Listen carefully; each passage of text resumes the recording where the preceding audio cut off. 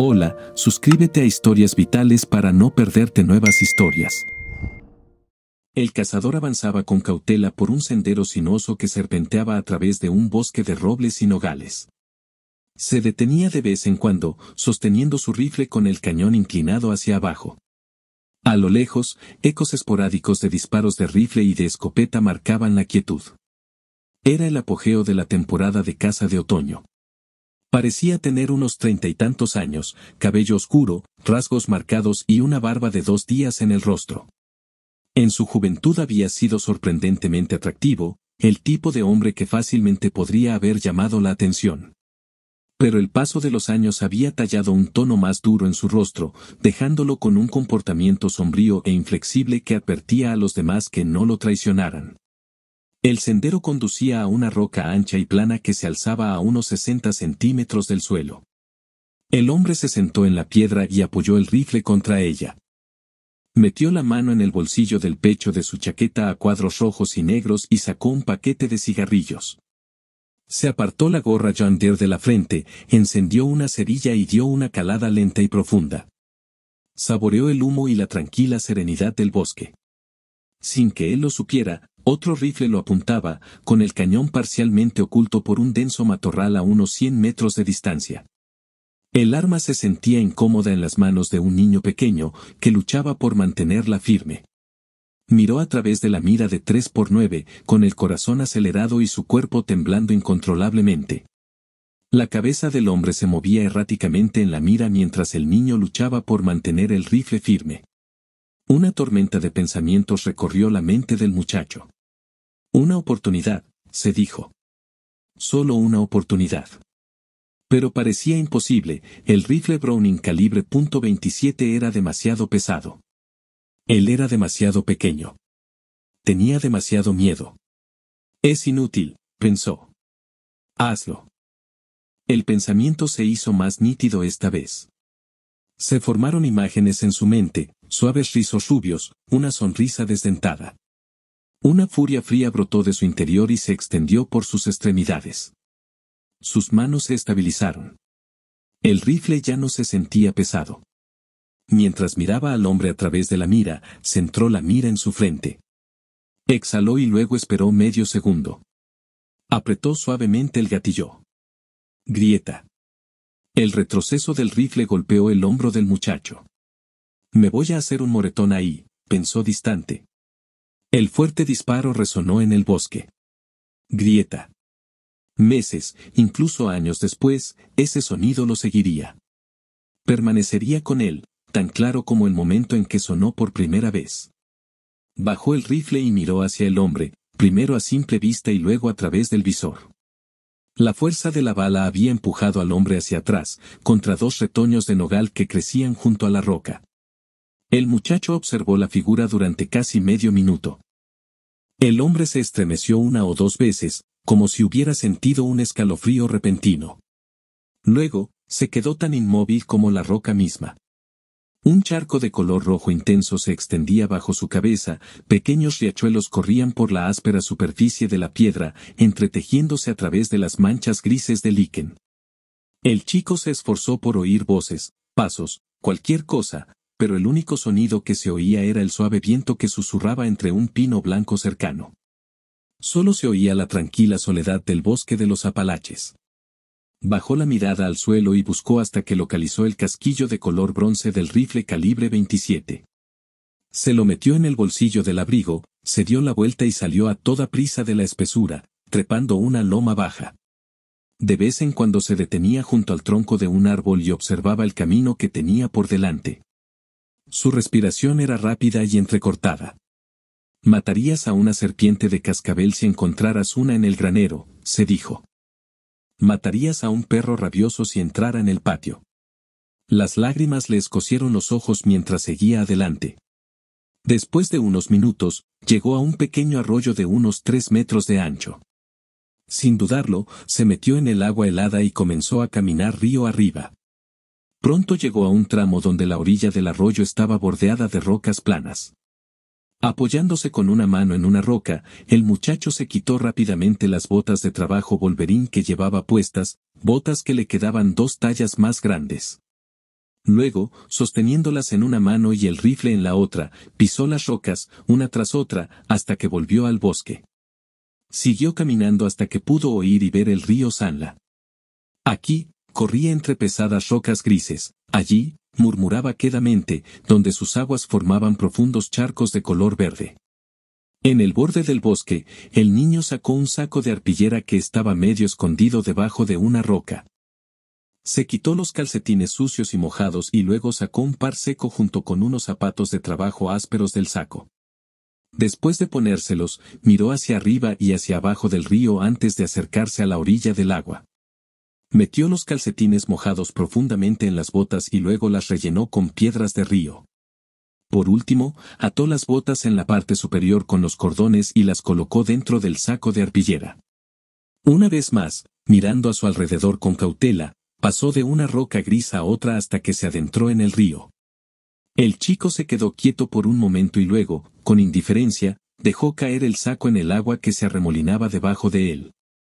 En cuestión de segundos, había desaparecido de su vista, había desaparecido, esperaba, para siempre. Ahora se retiró de nuevo al bosque, avanzando río arriba por un sendero de ciervos. Pronto llegó a otra poza, más ancha y profunda que la primera. Sobre ella, una cascada vivaz vertía un chorro de agua interminable en la poza. Una vez más, escrutó el río en ambas direcciones. Luego, sin dudarlo, avanzó rápidamente por las rocas hasta llegar a la orilla del agua. Su corazón latía con fuerza mientras echaba los brazos hacia atrás y lanzaba el rifle lo más lejos que podía hacia las agitadas aguas verdes. Observó cómo se movía en el aire, casi como si lo hiciera en cámara lenta. Entonces, chapoteó, el rifle golpeó la superficie y desapareció bajo las olas. El sonido del rifle impactando el agua permanecería con él toda la vida. El muchacho se metió las manos en los bolsillos, miró a su alrededor una vez más y respiró profundamente. En silencio, le habló al río. He nadado y pescado en ti toda mi vida. Has sido como un amigo para mí. Ahora, debes guardar mis secretos. Dependo de ti. El río murmuró su respuesta. Mis profundidades albergan muchos secretos. El niño desapareció rápidamente en el bosque y comenzó a caminar. Después de media milla, llegó a un camino de grava y a un puente de piedra sobre el río Santi.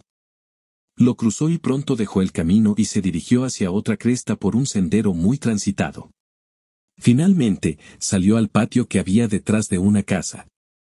A su izquierda había un pequeño cobertizo para leña, a su derecha, un jardín y, más allá, un granero.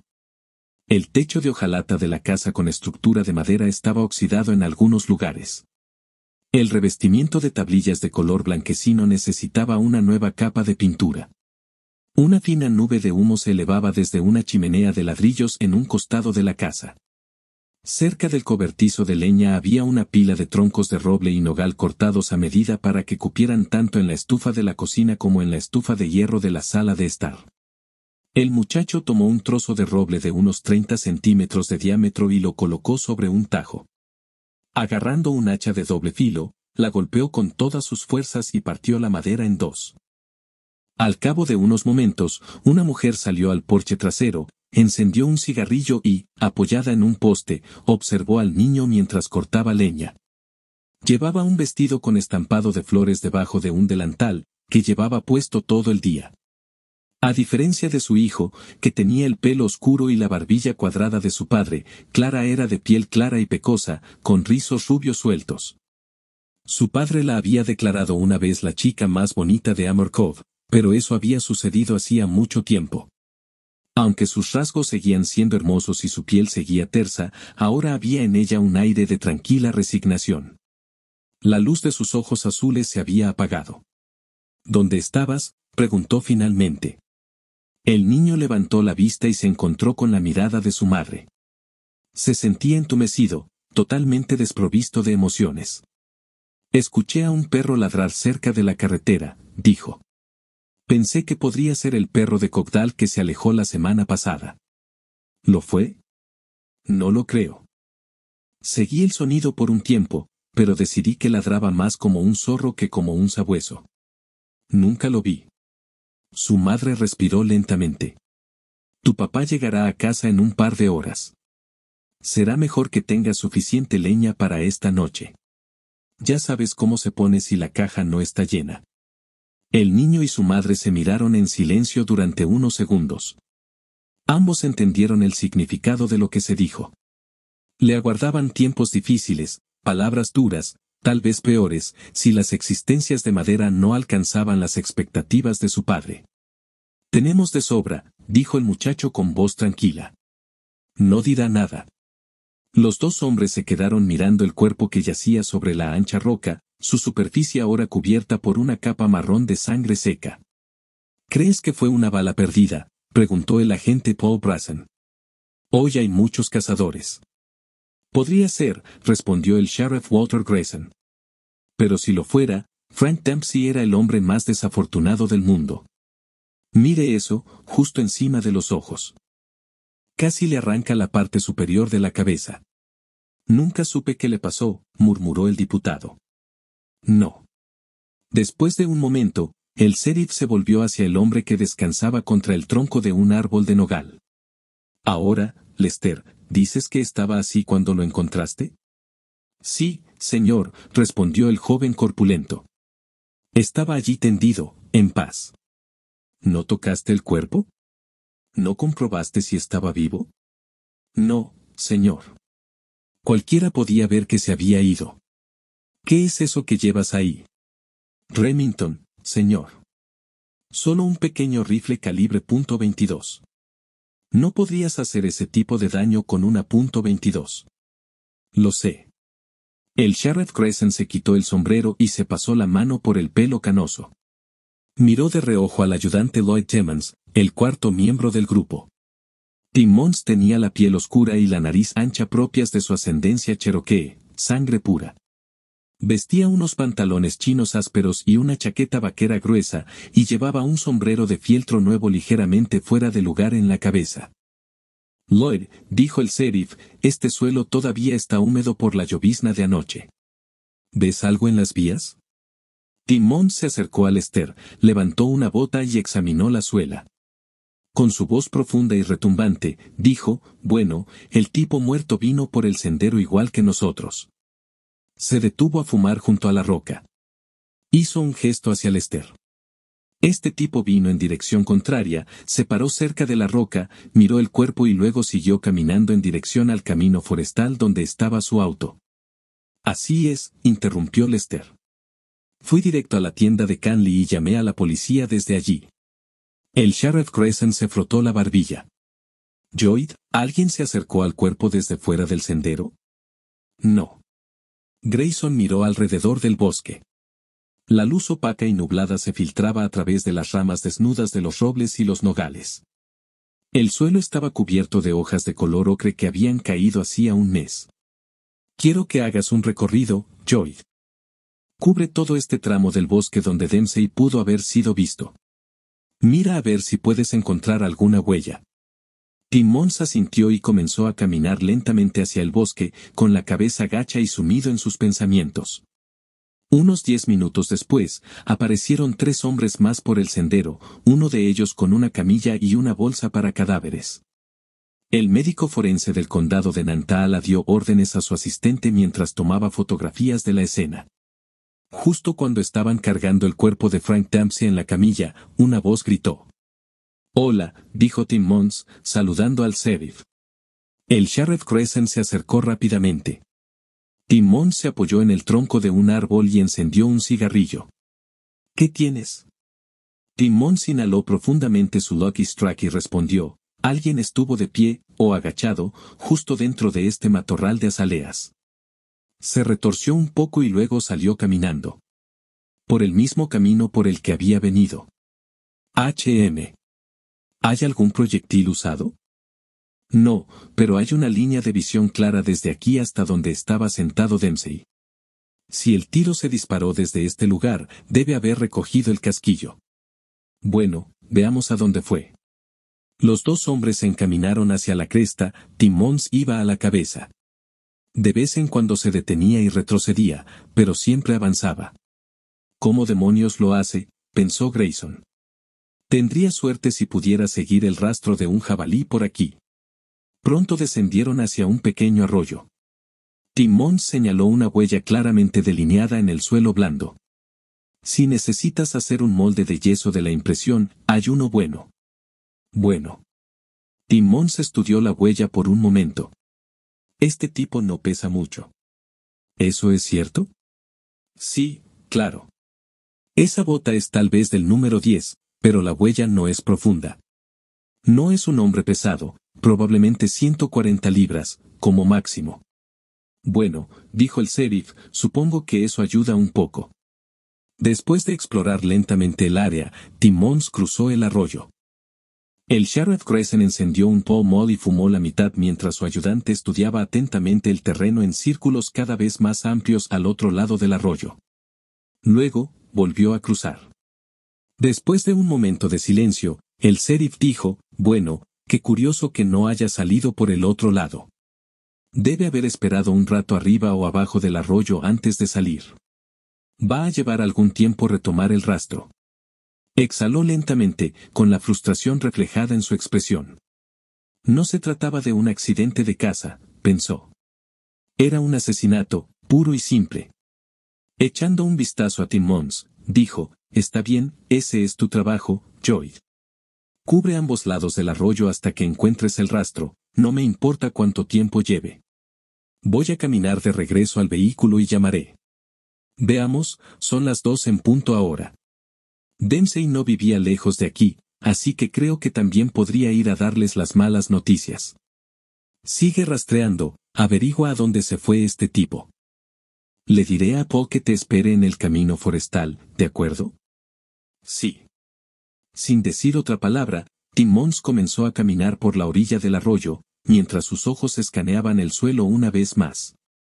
La casa de los Dempsey tenía un porche delantero que se extendía por todo su ancho y ofrecía una vista de una pradera ondulada, rodeada de crestas azules. En los días claros de invierno, se podía mirar hacia el oeste y ver las montañas Unicoi en el vecino estado de Tennessee. Una niña estaba sentada en un columpio de madera en el porche, jugando con una muñeca Raggedy Ann y tarareando suavemente para sí misma. Bonnie Dempsey, al igual que su madre, tenía la piel clara y una abundante cantidad de suaves rizos rubios. Lo único que le quitaba encanto era el gran espacio entre sus dientes delanteros. Sus grandes y expresivos ojos azules no hacían más que acentuar su aire de delicadeza e inocencia. Bonnie, que ahora tenía 11 años, cursaba 4º grado. Cuando tenía 8 años había repetido un año. No es, explicaron los profesores con delicadeza, solo es un poco lenta. Tiene problemas para leer y hacer cálculos matemáticos básicos. Pero es una niña muy dulce. Bonnie escuchó el sonido de un auto y levantó la vista mientras un Chevrolet blanco y negro de 1948 avanzaba por el camino de grava y entraba al patio. En la puerta delantera blanca del auto estaban escritas las palabras Departamento del Sheriff del Condado de Nantahala. Ella observó como un hombre alto, de unos 50 y tantos años, salía. El sheriff Walter Grayson se acercó a los escalones del porche y dijo, «Hola, jovencito. ¿Está tu mamá por aquí?» En ese momento, la puerta principal se abrió y el sheriff se quitó el sombrero. ¿Es usted la señora de Frank Dempsey? Sí, lo soy. Señora Dempsey, me temo que tengo malas noticias. De las peores. El niño había dejado de cortar leña en el momento en que vio que el coche patrulla entraba en el patio. Con el corazón acelerado, caminó lentamente hacia el costado del porche y miró hacia arriba para ver a Bonnie y a su madre abrazándose y sollozando en silencio. La visión fue como una daga en su corazón. Sabía que les impactaría, pensó. Sabía que habría lágrimas. Pero duele ver a la pequeña Bonnie llorar así. En ese momento, las lágrimas brotaron de sus ojos, lágrimas por su madre, por su hermana y solo por ellas. Miró al sheriff, consciente de repente de que una parte inevitable de ese momento se estaba desarrollando. Salió al porche. Su madre, al verlo, exclamó, «Oh, señor, Tommy Lee, tu padre se ha ido. Fue un accidente de caza». Con expresión de asombro, cruzó el porche y abrazó a su madre llorosa. Poco después, Tommy Lee sostenía a su hermana pequeña y sus lágrimas se mezclaban mientras se abrazaban. El sheriff Grayson observó cómo se desarrollaba la escena, una que había presenciado demasiadas veces antes. «Qué extraño», pensó. ¿Es mi imaginación o ese niño empezó a llorar incluso antes de que le dieran la noticia? Después de unos momentos, Tommy Lee bajó la mitad de los escalones del porche y preguntó, ¿cómo sucedió? Suponemos que tal vez fue una bala perdida de otro cazador, respondió el sheriff Grayson. Un tipo lo encontró, con un disparo en la cabeza, al otro lado del Sant'Ela, bajando por Wendy Gap Trail. No mencionó las huellas en el bosque ni el hecho de que sospechaba firmemente que se trataba de un crimen. No hay necesidad de decirle eso a esta pobre gente. Todavía no, se dijo. ¿Qué hacemos ahora?, preguntó Tommy Lee. Señora Dempsey, ¿su marido conduce un Dodge modelo 42? ¿Un coupé negro? Sí, lo hace. Lo vimos estacionado en el antiguo camino forestal, junto al comienzo del sendero. Llamaré por radio a mis agentes y les diré a uno de ellos que lo traiga a casa. ¿Puedes conducirlo? No, no puedo. ¿Tienes un teléfono aquí? Ella negó con la cabeza. Durante 2 años le había rogado a Frank que pagara una línea telefónica hasta la casa. HM. ¿No vive Calvin Wilson al final de la calle? ¿Crier Forts? Sí, son nuestros vecinos. Le pediré a Calvin o a su muchacho que vengan a buscarte y te lleven a Millsboro. Tenemos el cuerpo en la morgue del condado y tendrás que identificarlo. ¿Tienes alguna funeraria en mente?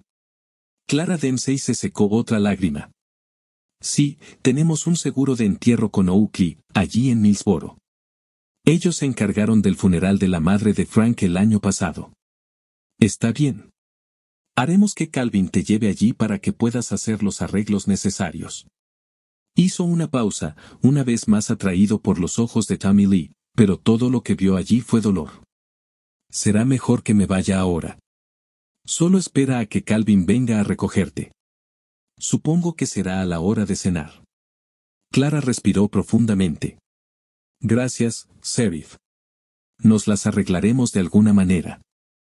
Esa noche, el sheriff Grayson estaba sentado en el Grappa Inn Café de Millsboro, comiendo el plato especial del día, pastel de carne, puré de patatas y crema de maíz. Frente a él, Lloyd Timmons sorbía su café. Entonces, dime qué encontraste, dijo el sheriff. Timmons encendió un cigarrillo y habló con su voz profunda. Seguí el arroyo, por ambos lados, durante casi 1 milla. No hay huellas del otro lado. ¿Cómo puede ser eso? No sé. Encontré un lugar donde algo salió del arroyo. No era un oso ni un ciervo. Pero no había huellas como las que vimos antes. Tomó un sorbo de café y luego continuó. Tampoco pude encontrar ninguna pista que condujera al arroyo desde el otro lado. HM. Bueno, necesitaré que vuelvas y le eches otro vistazo mañana. No lo creo. El sheriff levantó la vista de su comida. ¿Por qué? Timmons sacó otra calada de su Lucky Strike. Puedo seguir el rastro de un hombre por un suelo de linóleo si no sabe que lo estoy persiguiendo, pero es diferente cuando el tipo sí lo sabe. Creo que este sabía que sus huellas lo delatarían y tomó medidas para asegurarse de que no pudiéramos seguirlo. Cuanto más inteligente es el hombre, más difícil es rastrearlo. El sheriff asintió. Lo mejor que puedes hacer es hacer un molde de yeso de esa huella junto al arroyo y ver si puedes encontrarla. Está bien. Tú y Paul vayan y hagan eso mañana por la mañana. ¿Crees que este tipo mató al cazador? Por supuesto. Lo esperé allí arriba, en ese laurel, y lo maté a sangre fría. Y eso es asesinato. Grayson dejó el tenedor. Entonces, encontremos al hombre que lo hizo. La noche siguiente, Tommy Lee se sentó en el sofá de la sala de estar. La casa estaba llena de familiares y amigos afligidos que habían venido a ofrecer su pésame, junto con platos de comida interminables. La mesa de la cocina crujió bajo el peso de los guisos, los cuencos de pollo frito y la ensalada de gelatina, un gran banquete, a pesar del dolor. Nadie pasaría hambre. Una vez más, la mirada de Tommy Lee se dirigió a Bonnie, que ahora estaba sentada en el regazo de su tía Carol. La mujer mayor miró a la niña con ternura y le ofreció palabras de consuelo y consuelo. Todos son así, pensó el chico. Hay algo en Bonnie que los atrae. Yo siento lo mismo, uno solo quiere tranquilizarla, protegerla, hacer lo que sea necesario para mantenerla a salvo. Su mente retrocedió hasta aquel fatídico día de septiembre. Como el chasquido de un rifle de caza, cada detalle de aquel terrible día quedó grabado a fuego en su memoria. El día en que todo cambió. Había sido el primer día fresco en meses, de esos que anuncian el fin del verano. El aire era fresco y el cielo azul intenso. Tommy Lee estaba sentado en el porche delantero, trabajando en su tarea de álgebra, cuando, sin ninguna razón en particular, decidió entrar. Clara y Bonnie estaban en el porche trasero, envasando los últimos tomates de la temporada. Bonnie, que llevaba una blusa fina y pantalones cortos de algodón, acababa de entrar y se dirigía a su habitación a buscar un suéter. Frank estaba en la sala de estar, escuchando la radio y bebiendo una cerveza, relajándose después de otro largo día en el aserradero. Tommy le entró por la puerta principal justo cuando su padre se levantó para buscar otra cerveza y se encontró con Bonnie en la puerta entre la sala de estar y la cocina. Frank la detuvo y puso una mano sobre el hombro de la niña. Ella lo miró con una sonrisa tímida, pero luego su expresión cambió, sus ojos se abrieron de par en par con confusión cuando él la abrazó inesperadamente. Bonnie se puso rígida. «Papá, no lo hagas», dijo vacilante. «No me gusta eso». Frank se rió entre dientes y le dio una firme palmadita en el hombro. Entonces notó que ella miraba hacia la puerta principal. Su propia mirada la siguió. Tommy Lee se quedó allí, mirándolos, con una expresión de malestar en su rostro. Frank soltó a Bonnie abruptamente y se volvió hacia su hijo. «¿Qué estás mirando, Buster? ¿No tienes nada mejor que hacer? Ve a ver si tu mamá tiene suficiente leña para la cocina. Vete de aquí antes de que te eche yo mismo». Tommy Lee no dijo ni una palabra. Se dio la vuelta y salió corriendo de la casa, bajó los escalones del porche y cruzó el patio. No se detuvo hasta que estuvo a mitad de camino hacia la calle. Se dejó caer en el suelo cubierto de musgo, bajo un imponente arce azucarero, y contempló las crestas distantes. El corazón le latía con fuerza y las lágrimas le quemaban los ojos. En su mente, habló con su padre. «He soportado tus patadas y golpes. He ido a la escuela con los ojos morados que me diste, papi. He visto cómo empujabas a mi madre. He corrido hacia el bosque solo para no tener que oírte gritarle, para no oír la bofetada cuando la golpeabas con la mano, o sus gritos de súplica. He soportado todo eso y, de algún modo, he aprendido a vivir con ello. Pero Bonnie, ella es la niña más inocente y confiada del mundo. Solo quiere que su papá la ame. Y tú no mereces ese tipo de amor». Los puños de Tommy Lee se apretaron contra el suelo. Sintió que iba a explotar por la ira y la impotencia que lo invadían. De pronto, una extraña calma se apoderó de él. Era fría, casi distante, como si alguien hubiera activado un interruptor en su interior. Por primera vez en su vida, sintió absoluta certeza. En unos pocos segundos, la decisión fue tomada. Allí, bajo el arce, en una tarde dorada de finales de verano, Tommy Lee sintió algo cercano al alivio. La idea se le había ocurrido por primera vez hacía casi un año. Se había sentido avergonzado, horrorizado, de que semejante pensamiento pudiera siquiera existir en su interior. Durante mucho tiempo la había rechazado, convencido de que su conciencia nunca le permitiría llevar a cabo algo tan extremo. Pero eso fue antes. Antes de que pudiera ver la mirada en los ojos de Bonnie. Antes había sentido su miedo como si fuera el suyo propio. En ese momento, Tommy le cambió. Un pensamiento extraño cruzó por su mente, lo más difícil ya ha pasado. Se levantó con calma y caminó de regreso a la casa. Si alguien se hubiera detenido a hablar con él, tal vez habría notado una tranquila determinación en él. Tal vez habrían visto que sus ojos castaños se habían oscurecido, oscuros como la noche. Más tarde esa noche, yacía en su cama, hojeando el último número de Field Stream.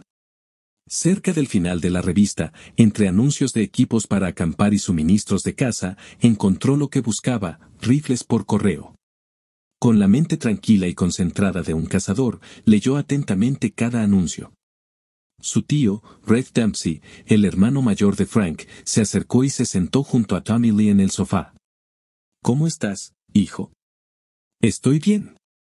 Rafe tenía el pelo oscuro y ralo y un bigote que empezaba a encanecer. Suspiró. Es muy duro para un niño perder a su padre. Puede que Frank no siempre haya sido el hombre más fácil de tratar, con ese temperamento de Dempsey y todo eso, pero sé que era un buen proveedor. Quería lo mejor para todos ustedes, ¿no es así? Tommy le asintió. Sí, señor. Así es. Bueno, recuerda las cosas buenas de tu papá. Las veces que salisteis a cazar y a pescar. Te enseñó a disparar, ¿no? Sí, señor. Lo hizo. Apuesto a que eres un buen tirador. ¿Puedes acertar a lo que apuntas? Tommy le levantó la vista de su revista con expresión ilegible. La mayoría de las veces, dijo, puedo hacerlo. Rafe asintió con aprobación. La conversación se desvaneció. Tommy le comenzó a recordar lo que siguió aquella tarde de septiembre, cómo se pusieron en marcha los acontecimientos. 2 días después, había ido en bicicleta a la escuela y, después, pedaleó hasta el condado de C, hasta el pequeño pueblo de Aceville, al que acababan de conceder una oficina de correos. Allí abrió un apartado postal y pagó en efectivo, dinero que había ganado trabajando en los campos de tabaco ese verano. Al día siguiente, el calor del verano volvió por última vez. Pasó parte de la sofocante tarde en la sala de estudio. La primavera anterior, a los alumnos de su clase de inglés les habían enseñado a escribir una carta comercial. Ahora, Tommy le recordó cuidadosamente lo que había aprendido. En su cuaderno escolar, redactó meticulosamente una carta, 19 de septiembre de 1949. Estimado señor o señora, me gustaría pedir un rifle de caza Browning calibre .27, artículo número 433, tal como lo anuncia su empresa, Echan Products, en la revista Fieldstream. He adjuntado un cheque de pedido por correo por 74,95 pesos, más 10 pesos por el envío. Envíe el artículo solicitado a, titular de la casilla postal, apartado postal 7, Aceville, Carolina del Norte. Gracias por su pronta atención a este pedido. Atentamente, sin firma, al día siguiente de que Frank Dempsey fuera enterrado en el cementerio de la iglesia metodista Bethel, el sheriff Gresham visitó a la familia. Se sentó en el sofá de la sala de estar de los Dempsey, mirándolos mientras ellos lo miraban a él, con una mezcla tácita de curiosidad y aprensión flotando en el aire. Señorita Dempsey, empezó el sheriff, ¿podría la niña ir a su habitación un rato? No necesita oír esto. Clara se volvió hacia su hija. Cariño, ¿por qué no vas a tu habitación y lees esos libros divertidos que te trajo la prima Estella? Sé amable. Después de que el niño se fue, el sheriff centró su atención en Clara y Tommy Lee. Ahora habrá una audiencia sobre la muerte de su marido, señorita Dempsey. Lo más probable es que se declare que fue un accidente. Había muchos cazadores tontos en el bosque ese día, algunos de ellos borrachos, disparando a todo lo que se movía. Es posible que a su marido le haya dado una bala perdida. Hizo una pausa y se inclinó ligeramente hacia adelante. Pero necesito poder decirle al juez que no fue nada más. Que no pudo haber sido otra cosa. No fue premeditación. No fue asesinato. La habitación estaba en silencio. Ahora bien, ¿su marido tenía viejos enemigos? Continuó. ¿Alguien con quien se peleara o se peleara? ¿Alguna vez escuchó a alguien amenazarlo con hacerle daño? Clara negó con la cabeza. No, dijo. Quiero decir que Frank tenía mal carácter. Todo el mundo lo sabe. De vez en cuando se metía en peleas, pero nunca he oído que alguien quisiera matarlo. Bajando la voz, el sheriff continuó. Señorita Dempsey, me han dicho que, de vez en cuando, usted llegaba a la iglesia o a hacer compras con un ojo morado. A veces, con moretones. Clara se puso rígida. ¿Qué estás diciendo?, preguntó ella bruscamente. El sheriff se volvió hacia Tommy Lee. ¿Y tú, hijo, alguna vez llegas a la escuela con un ojo morado? Tommy Lee dudó y luego respondió. Sí, señor. Espera un momento, gritó Clara enfadada. Eso no es asunto tuyo. Y si crees que alguno de nosotros querría ver muerto a Frank, puedes largarte de mi casa ahora mismo. No tienes derecho a entrar aquí y hablarnos de esa manera. Un rubor se apoderó del rostro del sheriff. Escúchenme, los dos, dijo en voz baja pero firme. He sido sheriff del condado de Nantahala durante casi 30 años. Sé que los parientes de sangre se vuelven unos contra otros. Lo he visto muchas veces.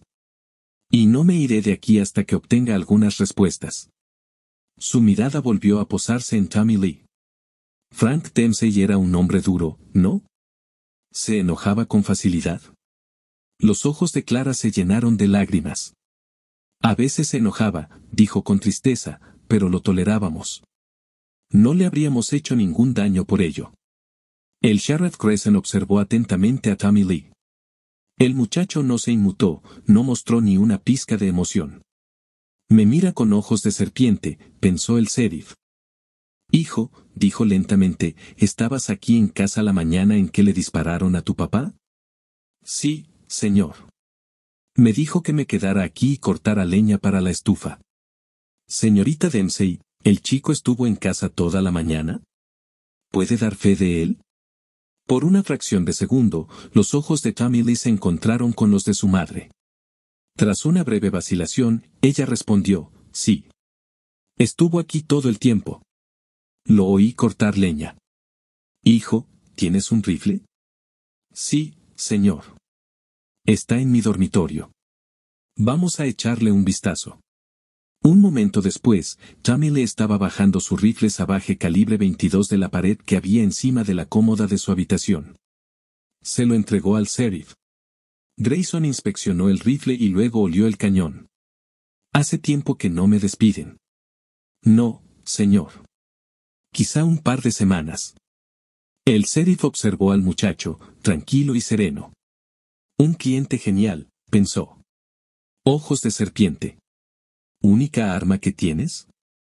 Sí, señor. Ahora, enséñame la suela de tus zapatos. Sin dudarlo, Tommy le levantó el pie y dejó al descubierto las suelas gastadas de sus zapatos de trabajo Sears Roebuck. Las botas Wolverine que ahora yacían en el fondo del río Sanla las había comprado hacía un mes en Aceville y las había usado solo una vez. ¿Tienes alguna bota? No, señor.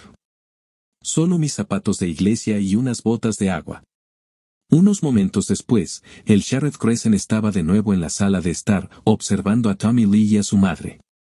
Se pasó la mano por la barbilla y dijo, ¿qué te parece si tú y yo tenemos una pequeña charla, de hombre a hombre, en mi coche? Coge tu abrigo. No ha hecho nada.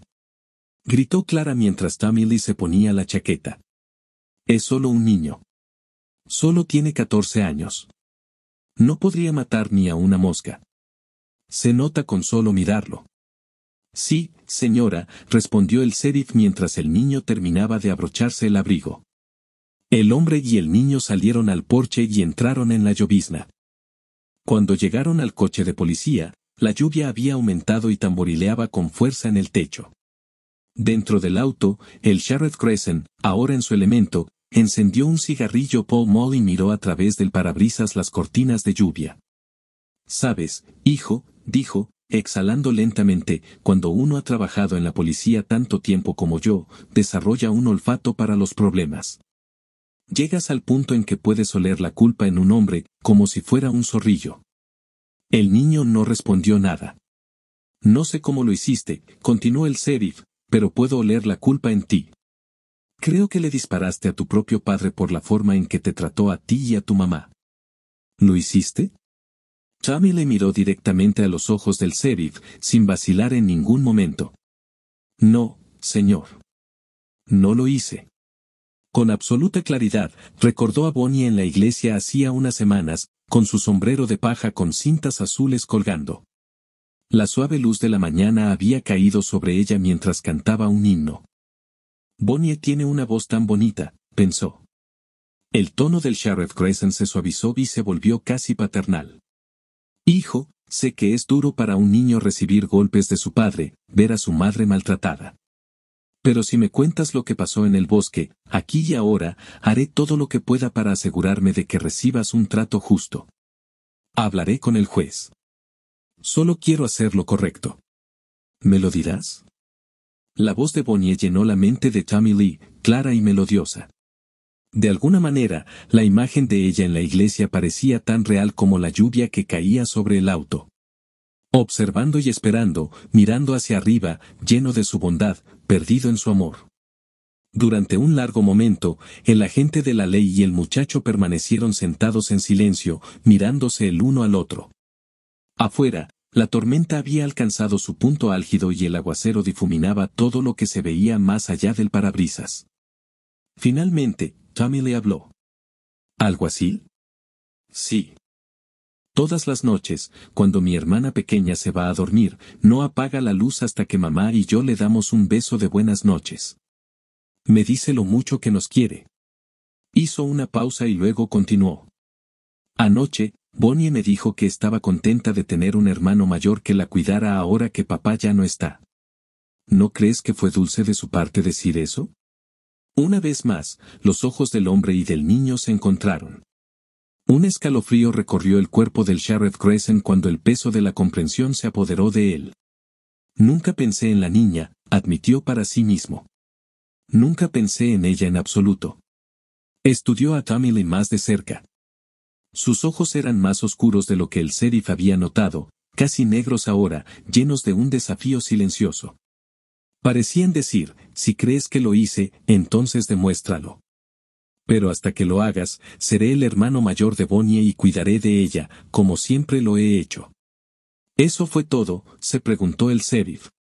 ¿Era ese tu punto de quiebre? ¿Algo que empujaría incluso a la persona más inocente a tomar una decisión imposible? Se quedó mirando fijamente la mirada fría e inquebrantable del niño. Como lo había hecho en muchas noches largas e insomnes, el Sheriff Grayson reflexionó sobre cómo la vida rara vez presenta opciones en claro blanco y negro, sino más bien en sutiles matices de gris.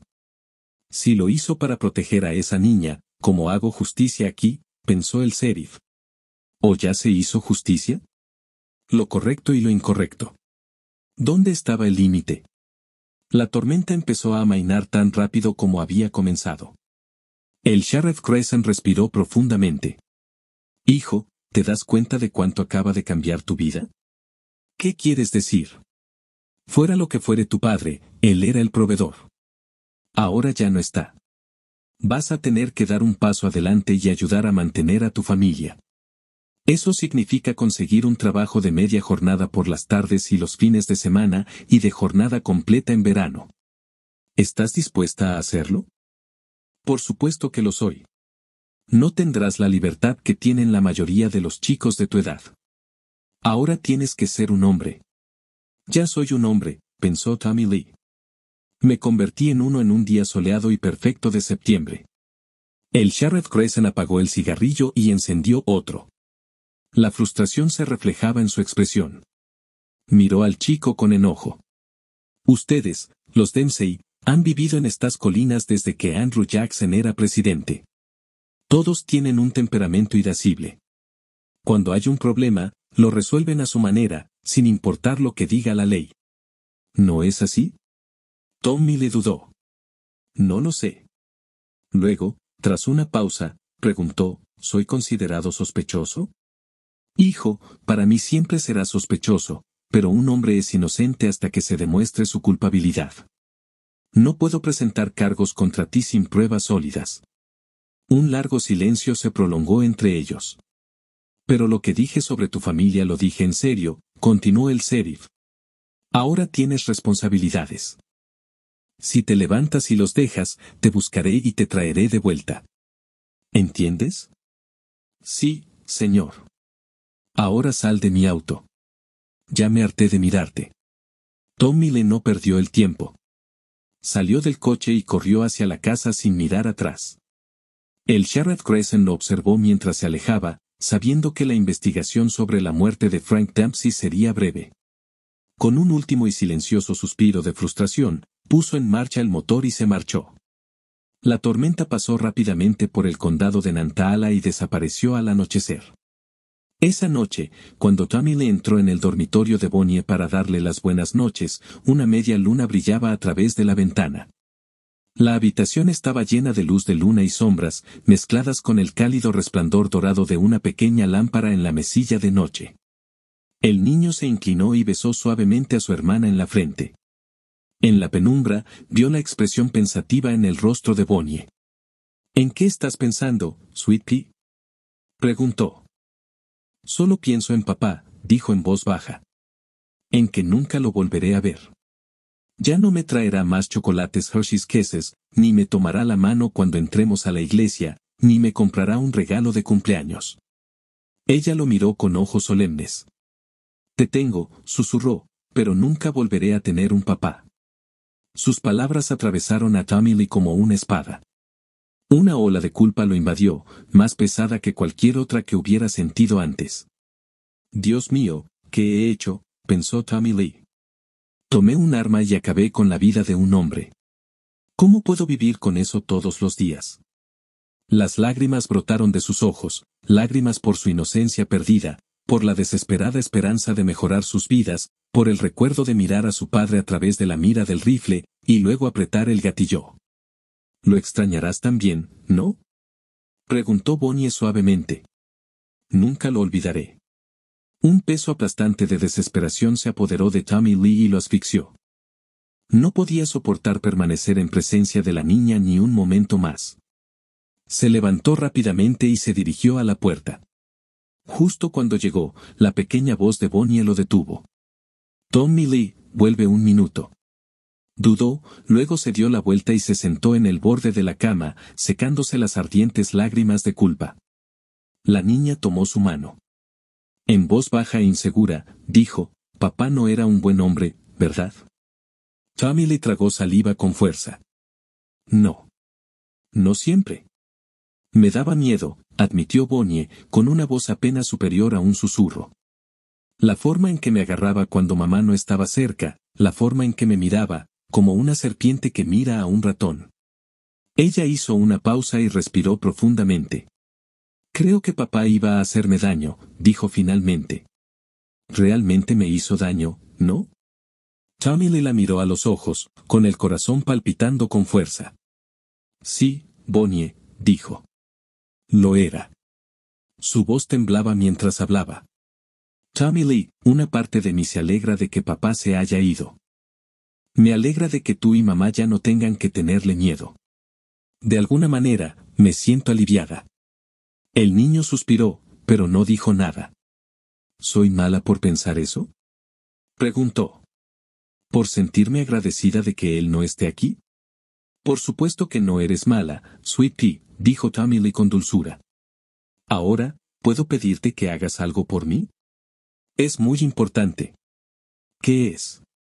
Mamá y yo vamos a trabajar duro para mantener unida a nuestra familia. Pero, en cierto modo, Bonnie, eres la más importante de nosotros. Eres la que nos mantiene unidos. Cuando ríes, juegas y cantas, cuando te vemos feliz, sabemos que todo vale la pena. Él apretó su pequeña mano. Quiero que sigas siendo la dulce niña que siempre has sido. Quiero que crezcas feliz y sin preocupaciones, como se supone que deben crecer los niños. Bonnie le dio una suave sonrisa. Sí, murmuró. Puedo hacerlo. La iglesia metodista Betel se encontraba en la cima de una colina alta con vista al río Santee.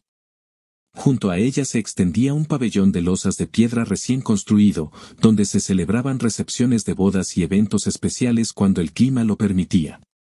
En una cálida tarde de mayo de 1958, un joven con un rígido traje azul marino observaba la celebración. Tommy Lee Dempsey se había convertido en una figura sorprendente, guapo, aunque su rostro estaba marcado por una solemnidad tranquila que nunca parecía desvanecerse. Su mirada estaba fija en dos mujeres que bailaban entre los invitados. Mamá ha engordado un poco, pensó. Pero todavía luce bien. No podía decir lo mismo del hombre que le sostenía la mano. Will Hampton era viudo, 10 años mayor que Clara y 5 centímetros más bajo. Era calvo, de aspecto feo, pero era un hombre amable y decente. Un granjero muy trabajador. Tímido y de voz suave. Su devoción por Clara Dempsey nunca había flaqueado. Tommy le recordó el día de Navidad de hace 2 años, cuando Will finalmente tuvo el coraje de proponerle matrimonio. Clara aceptó sin dudarlo. Después de que Will se fue esa noche, ella celebró con sus hijos. Pensé que nunca lo haría, se rió ella, con la luz nuevamente en sus ojos azules. Ahora, la mirada de Tommy Lee se dirigió a la joven novia que bailaba con su novio en el pabellón. Ella era esbelta y elegante, encantadora a su manera sencilla, de chica de campo. Ahora es la señora Bonnie Chastain, pensó. Supongo que en esta iglesia se han casado mujeres más elegantes, pero apuesto a que nunca ha habido una más radiante que mi hermana pequeña. Mientras estaba allí, una mujer mayor sentada en silla de ruedas le hizo señas para que se acercara. La reconoció, la señora M.C. Cal. Estuvo atada a una silla de ruedas la mayor parte de su vida, como resultado de un ataque de polio. ¿Sabes quién soy, no? Preguntó mientras Tommy Lee se acercaba. Sí, señora. Usted es Alan McCall, la abuela de Carl Kane. Así es. Ven, siéntate y habla conmigo. El joven se sentó a su lado en una silla de mimbre. Por un momento, ninguno de los dos habló mientras observaban a la pareja bailar. Hace una linda pareja, ¿no? Murmuró finalmente la mujer. Tommy le esbozó una pequeña sonrisa. Seguro que sí. La anciana se volvió hacia él y sus ojos color avellana, descoloridos por la edad, estudiaron su rostro. Su cabello blanco brillaba levemente con la brisa mientras hablaba. Supongo que una señora mayor como yo puede decir lo que piensa. Cuando Caro trajo a Bonnie a casa para que la conociéramos, no sabíamos muy bien qué pensar de ella.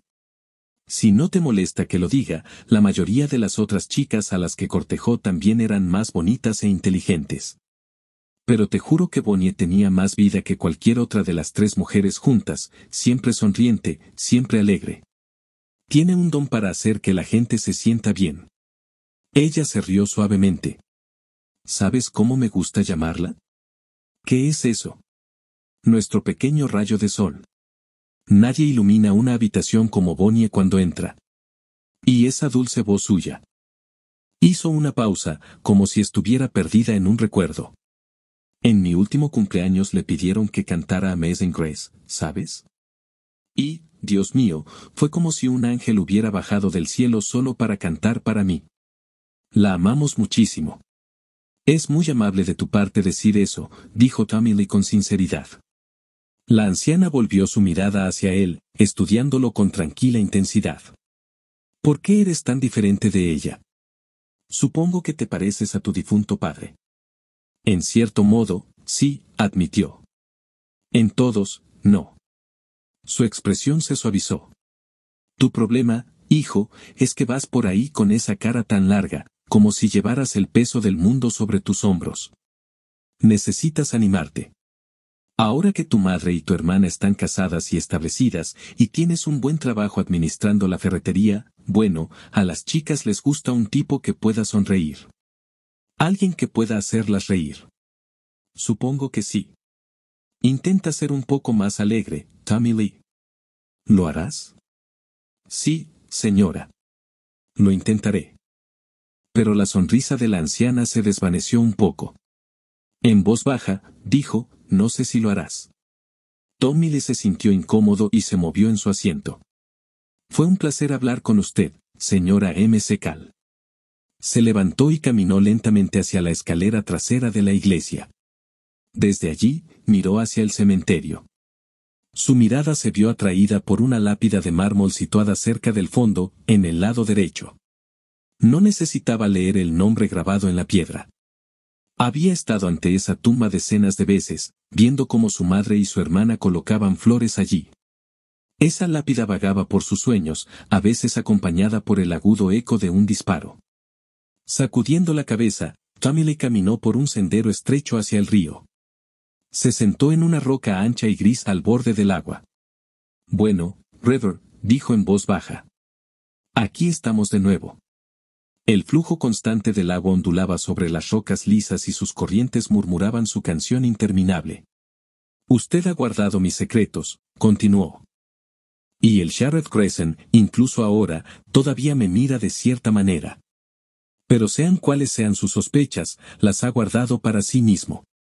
Su rostro se oscureció mientras miraba el agua corriendo y las verdes orillas del Sante extendiéndose más allá. Nuevamente volvieron los pensamientos que lo habían perseguido durante años. River, tengo una pregunta para ti. ¿Por qué el precio de la felicidad es tan alto? ¿Por qué a veces hay que pagarlo con culpa y arrepentimiento? Exhaló profundamente. Realmente me gustaría saberlo, porque he pasado tantas noches en vela deseando tener la respuesta. De su bolsillo, Tommy le sacó un pequeño objeto de color bronce, el casquillo gastado de un rifle calibre 27. Lo hizo rodar entre sus dedos, sintiendo el metal suave y fresco contra su palma. Y otra cosa, River. Su voz ahora era apenas más que un susurro. ¿Valió la pena? ¿Valió la pena su felicidad por el precio que se pagó, la vida de Frank Dempsey, y la sombra que todavía me persigue? Una sonrisa triste se dibujó en su rostro. Nunca me libraré de esta carga, admitió. Lo que hice, me acompañará por el resto de mi vida. Apretó la bala disparada en su puño. ¿Hice bien en renunciar a cualquier posibilidad de verdadera felicidad, a cambio de la de ellos? Las frías aguas del río fluían constantemente alrededor de las rocas, susurrando a medida que avanzaban. ¿Los amabas tanto? La mirada de Tommy Lee se suavizó. Sí, dijo en voz baja. Los amaba tanto. Queridos oyentes, compartan sus opiniones en los comentarios a continuación. Y no se olviden de darle a me gusta, compartir y suscribirse.